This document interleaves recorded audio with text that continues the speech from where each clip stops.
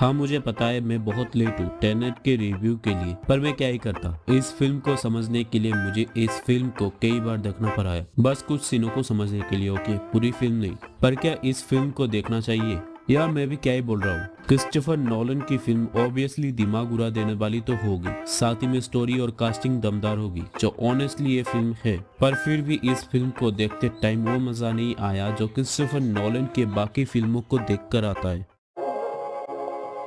देखो मैं रेटिंग वगैरह के ऊपर कभी विश्वास नहीं करता, पर अगर रेटिंग्स के ऊपर ध्यान दे तो पाएंगे टेनेट क्रिस्टोफर नोलन की सबसे कम परफॉर्म करने वाली फिल्म है।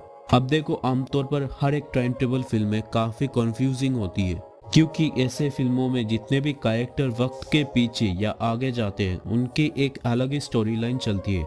ऊपर से ऐसे फिल्मों में पास्ट और फ्यूचर को बदलना और टाइम टेबल से रिलेटेड अलग अलग थ्योरीज ऐसे फिल्मों को और भी ज्यादा कंफ्यूजिंग बना देती है। और फिर इस फिल्म में तो टाइम टेबल के साथ साथ इन्वर्शन, ग्रैंडफादर पैराडॉक्स जैसे पैराडॉक्स, दुनिया को वर्ल्ड वॉर 3 से बचाना भी है, और ये सब फिल्म को बहुत ज्यादा कॉम्प्लेक्स बनाती है, जिस वजह से टेनेट देखकर ऐसा लगता है मानो टेनेट को किसी साइंटिस्ट ने लिखा है। मिसाल के तौर पर फिल्म में यूज होने वाला टाइम टेबल थ्योरी दूसरे फिल्मों में यूज होने वाले टाइम टेबल थ्योरी से बहुत ज्यादा अलग है। फिल्म में अगर किसी को टाइम टेबल करना है तो उसे एक मशीन के अंदर जाना होगा, एक पार्टिकुलर टाइम पीरियड सेट करना होगा और बूम हो गया टाइम टेबल। नहीं, मशीन टाइम ट्रेवल कराती है लोगों को इन्वर्टेड करके, यानी वो इंसान मशीन के अंदर घुसेगा सीधा पर निकलेगा उल्टा, और वो तब तक उल्टे उल्टे काम करेगा जब तक वो अपने डेस्टिनेशन तक पहुंच ना जाए। साथ ही में वो इंसान सब कुछ रिवाइंड होते हुए दिखेगा, जबकि हम उसे उल्टे दौड़ते हुए उल्टे बात करते हुए सुनेंगे।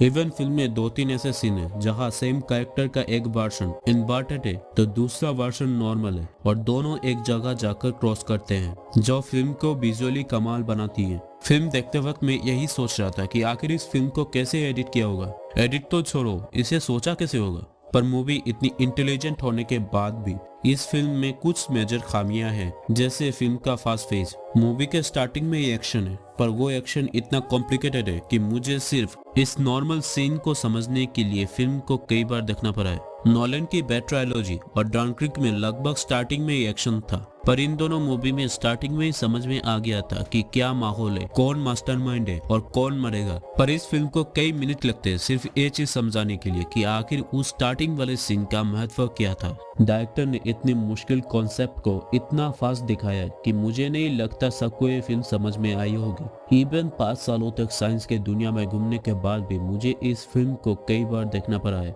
तो बाकी लोग क्या खाक समझेंगे। फिल्म की दूसरी खामी है फिल्म का इमोशनली कोल्ड होना। इमोशन से मेरा मतलब सिर्फ रोना धोना नहीं, कैरेक्टर का इमोशनल अटैचमेंट भी मायने रखती है, जो इस फिल्म में बहुत ही कम है। इसलिए हम फिल्म से इमोशनली कनेक्ट नहीं हो पाते जैसे उनकी बाकी फिल्मों से इमोशनली कनेक्ट होते थे। अब 2017 के डनक्रिक को ही ले लो, फिल्म में बहुत ही कम डायलॉग्स है, पर उसके बाद भी हम इस फिल्म से इमोशनली कनेक्ट हो पाते हैं। डनक्रिक में दिखाए गए केओस को महसूस कर पाते हैं। अब ऐसा नहीं कि मूवी के सभी कैरेक्टर इमोशनलेस हैं, हम कैट के कैरेक्टर के साथ रिलेट कर पाते हैं क्योंकि कैट के इमोशंस और मोटिव क्लियर है। सिमिलरली टिया और एंड्रू का कैरेक्टर भी हमें समझ में आता है क्योंकि हमारे लिए इन दोनों के इमोशंस और मोटिव पूरी तरह से क्लियर है। पर वही फिल्म के दोनों लीड कैरेक्टर नील और द प्रोटैगनिस्ट का मोटिव पूरी तरह से क्लियर नहीं होता। इवन हम इन दोनों के साथ इमोशनली कनेक्ट नहीं हो पाते। हाँ मैं मानता हूँ कि ये दोनों स्पाई है, और किसी भी स्पाई फिल्म में मेन कैरेक्टर का पास दिखा देना आमतौर पर बेवकूफी होती है। For example James bond,